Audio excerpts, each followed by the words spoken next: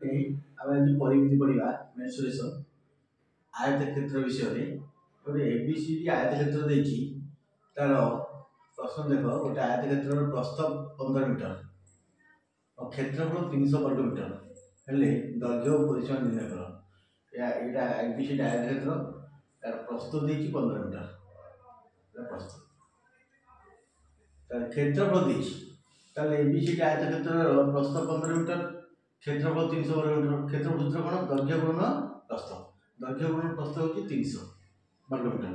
दैर्घ्य गुणन प्रस्थ जगह 15 पके दियो, 15 मीटर समान 300 वर्ग मीटर। तार दैर्घ्य समान 300 बाय 15, तार क्षेत्रफल बाय प्रस्थ। दैर्घ्य पचारे क्षेत्रफल बाय प्रस्थ, प्रस्थ पचारे क्षेत्रफल बाय दैर्घ्य।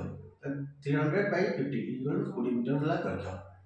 तार परिसीमा पचारछि, परिसीमा होछि 2 into दैर्घ्य युक्त प्रस्थ, 2 into दैर्घ्य डाला 20 प्लस प्रस्थ होछि 50 metre equal to 2 into 35 equal 70 metre. तार दैर्घ्य 20 मीटर और परिसीमा 70 मीटर। ए टाइप रे प्रश्न आसीबो।